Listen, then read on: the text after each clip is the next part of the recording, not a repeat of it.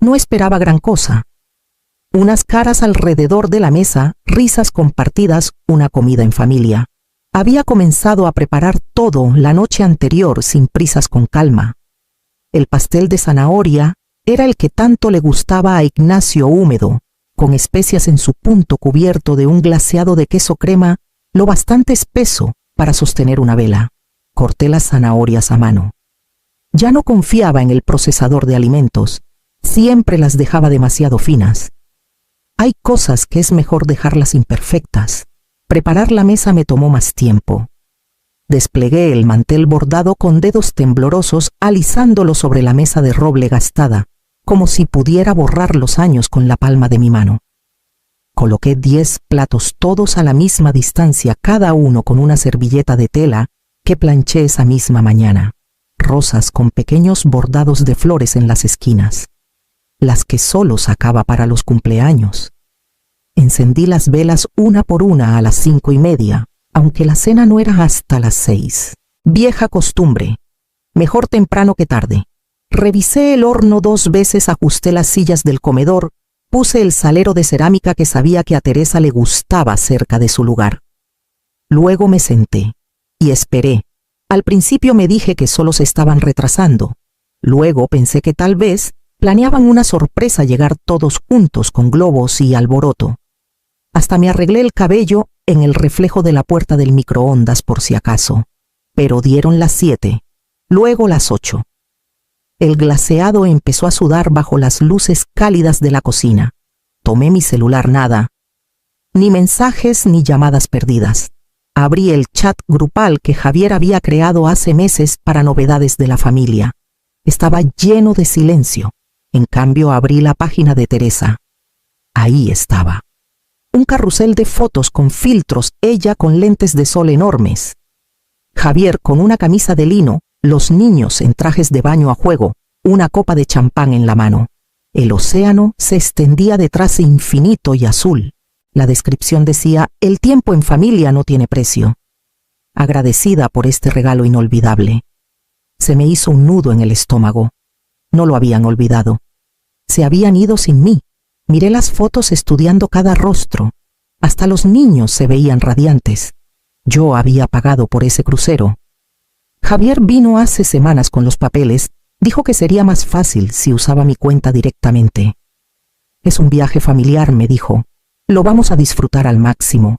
Cuando pregunté si debía empacar una maleta, soltó una risita. Demasiado caminar, mamá. ¿No te gustaría? Apagué la pantalla del celular y lo puse boca abajo junto al pastel. Las velas se habían consumido, las mechas se curvaban hacia adentro. La cera goteaba sobre el mantel que había planchado esa mañana. Las servilletas rosas seguían intactas alrededor de los 10 platos perfectos. El mensaje llegó justo cuando estaba apagando mi computadora. Cambio de planes. No vengas. Sin puntos, sin contexto. Solo 4 palabras de mi papá ahí en la cima de la pantalla, como si quisieran cerrar una conversación que ni siquiera había comenzado. Las leí 2 veces, luego una tercera. Tenía una caja en mi escritorio envuelta en papel plateado con un listón claro.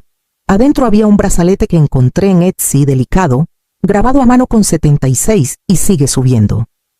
Lo elegí hace un mes, pensando que ella sonreiría al leerlo, pensando que alguien debía hacerlo.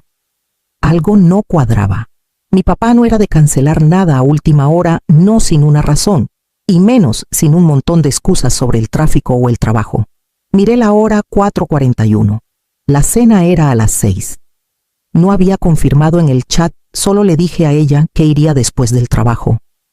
Tomé mi celular y la llamé directamente. Sonó más de lo debido. Estaba a punto de colgar cuando contestó. Bueno, su voz era suave, pequeña. Abuela, soy yo, Valeria. ¿Estás bien? Hubo una pausa, luego una risita frágil. Claro, pequeña. Estoy bien. No te preocupes. Seguro estás ocupadísima con el trabajo. Me recargué en la silla. Recibí un mensaje de papá. Dijo que no viniera. ¿Qué pasa? Otra pausa. Luego no van a venir. Surgió algo. Sentí un apretón en el pecho. ¿Cómo que no van a venir? Dudó. Seguro me confundí de día. No te confundiste. Tal vez exageré otra vez. No es gran cosa. Su voz se quebró en la última palabra. No dije nada por un momento temiendo que mi propia voz se rompiera también. Miré la invitación para mi cena de ascenso aún sin tocar en la esquina de mi escritorio. Esa noche se suponía que daría un brindis. Mi jefa hasta había preparado un chiste para que abriera con él. Tomé la invitación, la sostuve entre los dedos un instante, luego la rompí por la mitad. Metí el brazalete en el bolsillo de mi abrigo y me levanté sin molestarme en apagar el monitor esta vez. No le dije a nadie a dónde iba. Solo tomé mis llaves y me dirigí directo hacia ella. Cuando llegué a su calle, el cielo ya se había deslizado a ese silencio gris azul entre el atardecer y la noche. La mayoría de las luces de los porches estaban encendidas. La de ella no. Estacioné en la banqueta y me quedé un momento en el silencio con las manos en el volante tratando de calmar mi respiración. No le había dicho a nadie a dónde iba. Solo sabía que necesitaba estar ahí. Los escalones de su entrada crujieron como siempre. Cuando llegué a la ventana de la cocina miré a través de la cortina fina. Ahí estaba ella sentada a la cabecera de la mesa, con la espalda recta, las manos cruzadas suavemente en su regazo. Los 10 platos seguían puestos. Las servilletas rosas como banderitas de esperanza. El pastel estaba intacto en el centro. Las velas se habían consumido casi por completo la cera, formando charcos alrededor de la base. No estaba llorando. No estaba haciendo nada. Solo estaba ahí en el silencio como si aún esperara que alguien tocara el timbre. Toqué suavemente, no quería asustarla. Giró hacia la puerta pero no se levantó. Entré sin más. Sonrió al verme. ¡Ay, Valeria! Te dije que no te molestaras. Dejé mi bolsa y caminé hacia la mesa. Ya es tarde para eso. Hizo un gesto con la mano intentando parecer despreocupada. Hay pastel si quieres un pedazo. Asentí y me senté frente a ella. Su tenedor estaba sin tocar. Tomé el cuchillo, corté un pedazo para cada una. El pastel era hermoso, capas anaranjadas salpicadas de especias, pero ya estaba frío. El glaseado de queso crema se había endurecido en los bordes. «Feliz cumpleaños», dije en voz baja, poniendo un plato frente a ella. Sonrió de nuevo apenas. «No tenías que venir». Tomé un bocado. Estaba seco en los bordes pero dulce. Familiar. Ella tomó su tenedor y lo vi solo un ligero temblor en su mano. Intentó ocultarlo apoyando el codo en la mesa, pero lo noté. No dije nada. Comimos en silencio un rato ambas fingiendo que no fingíamos. Entonces levanté la mirada y vi sus ojos desviarse hacia el pasillo rápido, casi sin querer. Algo en eso me hizo seguir su mirada. Fue cuando vi la esquina de una caja de madera medio escondida bajo la mesita, con el borde polvoriento y la tapa un poco abierta. Me pilló mirando antes de que pudiera preguntar. Su tenedor tintineó suavemente contra el plato al dejarlo. Luego dobló la servilleta sobre el pedazo de pastel a medio comer. «Esa caja vieja», dijo con la mirada baja. «Solo está llena de papeles. Nada importante». Esperé un momento. «¿Papeles de impuestos?» No respondió de inmediato. En cambio se levantó despacio como si el movimiento le costara más de lo que debería y caminó hacia el fregadero. La seguí con la mirada sin moverme. Enjuagó su tenedor con agua fría y lo dejó en la encimera apoyándose con ambas manos en el borde. Sus hombros subieron, luego bajaron, como si estuviera juntando valor para hablar. «Javier trajo unos documentos hace un tiempo», dijo. «Dijo que eran para los impuestos, que él se encargaría de todo para que no me preocupara». Me levanté, me puse a su lado. «¿Qué tipo de documentos no los leí? Confié en él». Su voz se quebró, pero solo un poco. Alcancé un trapo para platos, se lo ofrecí. No lo tomó. «Ni siquiera sé dónde está la escritura ahora», susurró. Un escalofrío me recorrió la espalda. «Abuela», dije suavemente, «¿podemos sentarnos un momento?» Asintió y la ayudé a llegar a la sala. Se movía más lento de lo que recordaba con las piernas rígidas de estar sentada tanto tiempo. La guié al sillón junto a la ventana. La sala olía ligeramente a madera vieja y limpiador de lavanda. Mientras se hundía en el cojín, Me arrodillé junto a la mesita donde la esquina de esa caja seguía asomándose medio olvidada, medio escondida. Mis dedos rozaron el borde. El polvo se pegó a mi piel. No dijo de repente con más firmeza que antes. Me volví hacia ella. No estaba enojada. Parecía asustada. Abuela, dije con suavidad. ¿Qué es? Miró la caja. Es solo que... algunas cosas es mejor no mirarlas. Hice una pausa, luego volví a alcanzarla. Su voz bajó. Debía haber dicho que no, pero no lo hice. Y ahora ni siquiera sé qué di. Saqué la caja con cuidado. La puse entre nosotras en el suelo. El cierre estaba duro pero no trabado. Solo sin usar. Crujió al abrirse con un suspiro seco, y adentro había papeles apilados sin orden, algunos amarillentos, otros impecables. Un sobre grueso estaba encima sellado con una letra que reconocí de inmediato. El sobre era más grueso que los demás con los bordes amarillentos, el sello pegado con una línea frágil de pegamento. En la parte frontal con tinta oscura estaba la letra de mi abuelo, precisa, inclinada, inconfundiblemente suya. Última voluntad y testamento Ignacio Rivera. Miré a Rosario. No me sostuvo la mirada. Fijó los ojos en su regazo con los dedos entrelazados. Abrí el sello despacio, cuidando de no rasgar el papel. Adentro estaba el testamento original, fechado, notariado y firmado. Cada página en orden. Cada palabra clara. La casa. Las 2 propiedades en renta. La cuenta de ahorros que dejó. Todo debía quedarse con Rosario completamente y sin condiciones. Y abajo, grapada a la última página, una nota escrita a mano. Estaba dirigida a ella. Si por alguna razón me voy primero y te encuentras insegura, no confíes en nadie sin tu propio consejo. Tú sabes quiénes son. Ten cuidado. Sobre todo si usan la palabra ayuda. Lo leí 2 veces, luego otra más. El mensaje era directo pero lleno de cariño. No confiaba en Javier. No confiaba en Teresa. Había visto algo venir. Y aún así de alguna manera pasó. Había una cláusula final al final: si Rosario fallecía y no se presentaba una directiva secundaria, la herencia pasaría al siguiente heredero nombrado. Mi nombre. Valeria Rivera. No Javier. No Teresa. Levanté la mirada. ¿Sabías de esto? No respondió de inmediato. Cuando finalmente habló, su voz apenas se oía. Sí. Solo pensé que sería peor si se lo decía a alguien. No quería que pelearan. No quería ser la razón por la que todo se derrumbara. Ya se derrumbó, dije. Cerró los ojos. Tú sigues siendo la dueña legal, continué. Han estado actuando como si fuera suyo, pero no lo es. Nada se ha transferido. No oficialmente. Parecía más pequeña ahora. No por la edad, sino por la culpa. Debí haber dicho algo cuando Javier empezó a pedirme que firmara cosas. Debí. Pero no lo hiciste, dije con suavidad. Y ahora estamos aquí. Asintió lentamente.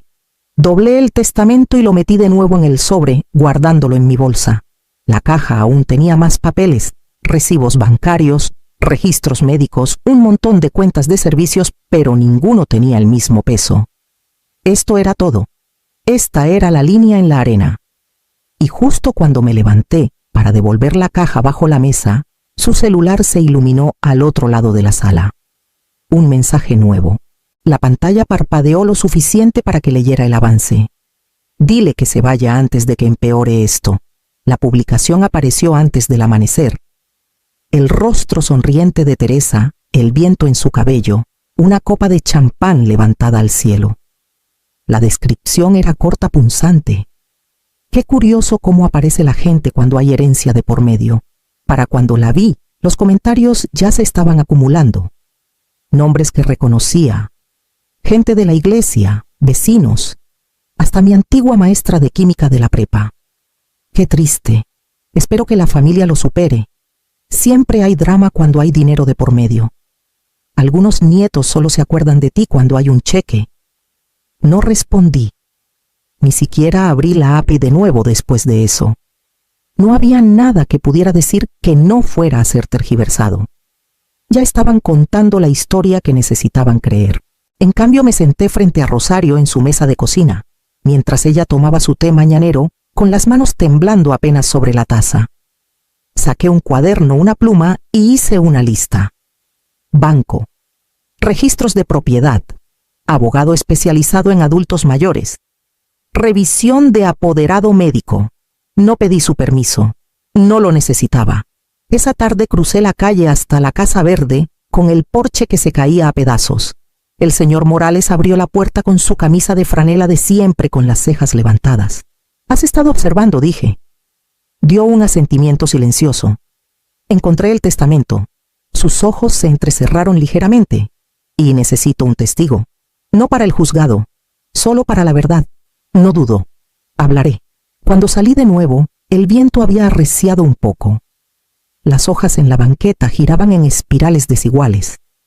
Me dirigí al banco en el centro con el sobre bajo el brazo. Justo al pasar la esquina de la calle, lo escuché gritarme. Ya era hora de que alguien lo hiciera. No me detuve. No miré atrás. Tenía una cita más ese día, una que determinaría si podíamos llevar esto más lejos, si teníamos lo suficiente. Empujé la pesada puerta de cristal de la oficina del abogado y entré al silencio adentro. Presentaron la moción en menos de una semana. Javier argumentó que yo había manipulado a Rosario, que me había metido en un momento vulnerable, que ella no entendía lo que firmaba, que yo iba tras su dinero, su casa, su futuro. Usó la palabra inestable 3 veces en el primer párrafo de la queja. La licenciada Guzmán, con quien me había reunido, me dijo que no me preocupara. «Es puro teatro», me dijo. «Quieren asustarte para que no hagas nada». Pero funcionó. Estaba asustada. Aún así nos preparamos.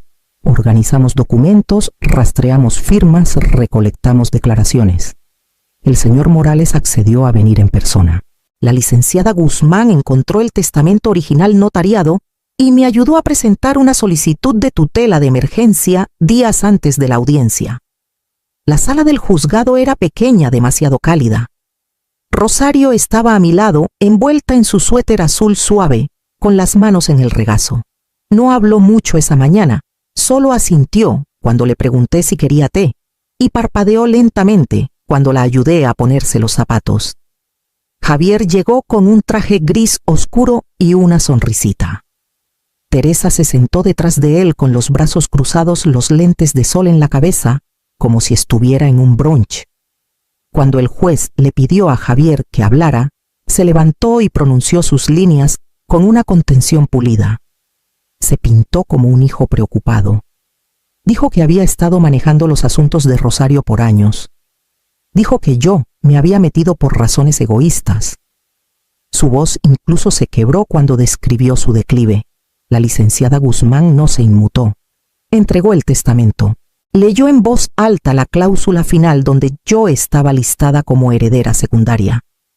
Reprodujo un archivo de audio de la última evaluación médica de Rosario, estable, consciente, independiente en sus funciones diarias.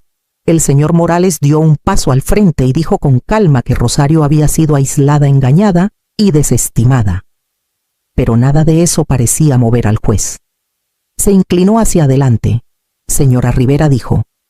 «¿Entiende dónde está hoy Rosario?». No respondió de inmediato. Miró alrededor con los ojos vidriosos, insegura. Luego me miró a mí. Y algo se aclaró. «Ella es la única que vino», dijo. Nadie se movió. Ni el secretario, ni el alguacil. La mandíbula de Javier se tensó, pero se quedó callado. El juez se recargó lentamente. Su voz cambió. «La tutela permanece con Valeria Rivera», dijo. «Y emitiré una investigación sobre las transferencias financieras iniciadas bajo la supervisión del señor Rivera». Teresa se levantó primero. Javier la siguió rígido. Ninguno miró atrás al salir. Me quedé donde estaba con una mano en el hombro de Rosario, sintiendo cómo se recargaba en mí lo justo para decirme que entendía. Afuera los reporteros esperaban a que alguien hablara, pero no lo hice. Caminé con Rosario al coche con los papeles en la mano y la llevé a casa en silencio. Al llegar a los escalones de la entrada, noté algo atorado en el buzón, un sobre sencillo, sin dirección de remitente. El sobre del buzón no tenía amenazas, ni firmas, ni membrete. Solo una hoja de papel doblada 2 veces. Adentro una frase garabateada en tinta azul, la letra de Javier inconfundible. Ahora es tu problema. No se lo mostré a Rosario. En cambio lo guardé en el cajón bajo el teléfono donde vivían plumas viejas y cupones vencidos. No merecía otro lugar. En las semanas siguientes nadie vino. Ni llamadas, ni publicaciones, ni más mociones en el juzgado. Javier y Teresa desaparecieron en la niebla digital. Su última publicación pública fue una cena familiar con la descripción: elegimos la paz. Nadie más reapareció. Lo que sea que esperaban ganar, Lopert, Max Lengt hieron en silencio. Rosario no preguntó a dónde se fueron. Pasaba la mayoría de las mañanas en el sillón reclinable, envuelta en su suéter azul con una taza de té en la mano. Algunos días recordaba lo que había pasado. Otros no tanto, pero siempre sonreía cuando me sentaba a su lado, como si esa parte de ella aún reconociera algo seguro. Empecé con cosas pequeñas. La primera foto que quité fue de Teresa, una de esas fotos posadas donde todos sonríen, justo lo suficiente para parecer que encajan. La reemplacé con una instantánea vieja que encontré en el fondo del cajón de Rosario, ella e Ignacio, sentados en el cofre de un Chevy oxidado, una canasta de picnic entre ellos, su brazo alrededor de su cintura. Ella estaba descalza riendo. Luego vinieron las demás, los marcos pesados con los logros de Javier, las fotos navideñas forzadas, todo empaquetado y sellado. No las tiré, pero no las dejé puestas.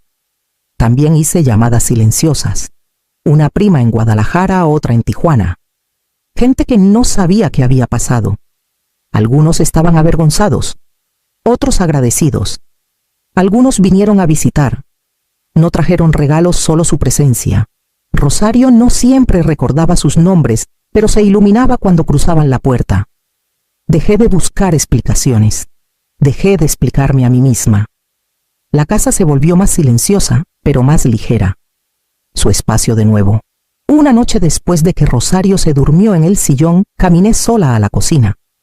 Los mostradores estaban limpios, el soporte del pastel vacío.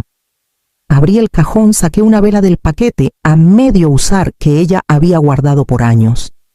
La puse en el centro de un panquecito, la encendí y me quedé ahí un rato. «Feliz cumpleaños», susurré.